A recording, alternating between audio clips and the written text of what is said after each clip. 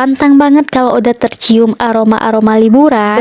Semangatnya udah muncul semenjak 2 minggu sebelum hari H pokoknya. Itu mah wajah-wajah sumringahnya jangan ditanyakan lagi, bersinar sepanjang hari. Mau dimarahin semanapun gak akan ngerasa jengkel ya kan Bu Ibu?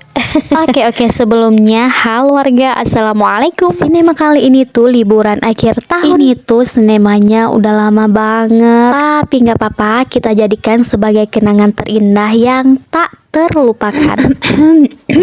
Lah yang tertulis untukku adalah yang terbaik untukmu.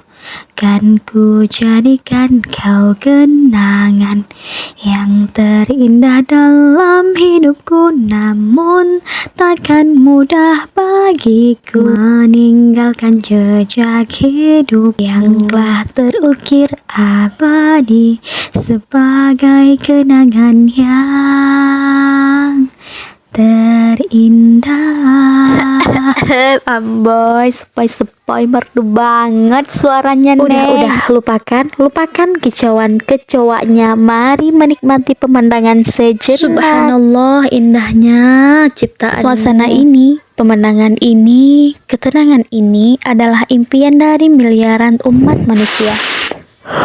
Masya Allah, udara yang segar banget. Setelah menempuh perjalanan yang begitu melelahkan, pada akhirnya terbayar lunas dengan suasana indah bak isi lukisan sang raja. Ngomong-ngomong kerajaan, ternyata di balik keindahan pemandangan ini tersimpan kisah yang begitu bersejarah. Alkisah danau ini kerap kali dijuluki dengan Danau Laut Tawar. Dan kisah di balik Laut Tawar ini, dahulu kala itu ada seorang putri kerajaan Delhi yang memiliki paras yang begitu cantik jelita. Raja Delhi mempunyai 3 orang anak, yaitu Mambang Yazid, Putri Hijau, dan Mambang Hayali. Sebelum Raja Delhi meninggal dunia, beliau berpesan kepada ketiga anaknya supaya saling menjaga. Lalu setelah Raja Delhi meninggal, Mambang Yazid sebagai putra tertua lah yang menggantikan sang raja. Dan dia juga tidak melupakan tanggung jawabnya untuk menjaga adik-adiknya. Oh ya, kenapa Putri Hijau ini dinamai dengan Putri Hijau? Ini karena konon katanya karena parasnya yang begitu cantik cerita, sehingga salah satu kelebihan beliau itu adalah dapat memancarkan cahaya hijau dari tubuhnya. Jadi beliau ini seringkali bercermin di antara jam 8 atau sekitar jam 9 pagi lah ya. Beliau ini sering berdiri bercermin di tempat terkhusus mungkin. Lalu cahaya hijaunya ini terpancar hingga konon katanya terlihat sampai ke kerajaan Aceh, dan membuat Raja Aceh terheran-heran dari mana asal muasal cahaya hijau tersebut, sehingga Raja Aceh memerintahkan orang kepercayaannya untuk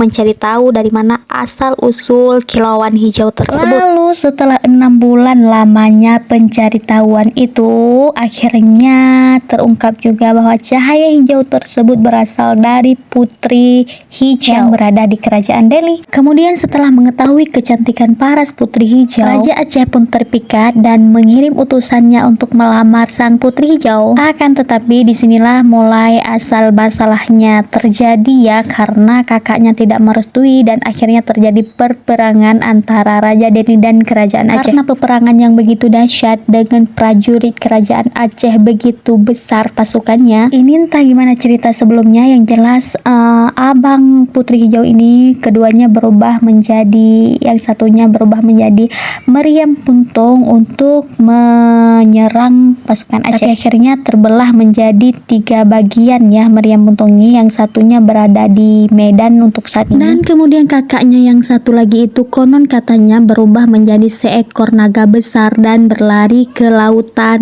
yang saat ini dinamakan dengan Laut Tawar. Pada akhirnya kerajaan Aceh lah yang memenangkan peperangan tersebut. Putri Hijau pun dimasukkan ke sebuah peti kaca yang kemudian mau dibawa pulang ke Aceh. Tiba-tiba setengah perjalanan menuju ke Aceh, pas di tengah-tengah Laut Tawar, muncullah seekor naga besar yang dikaitkan dengan kakak Putri Hijau. Kemudian naga tersebut membawa Putri Hijau ke tengah-tengah Laut Tawar. Konon katanya Putri Hijau dilindungi oleh kakaknya. Dan sampai sekarang pun masyarakat setempat masih mempercayai bahwa Putri Hijau masih hidup dan berada di kerajaan gaib.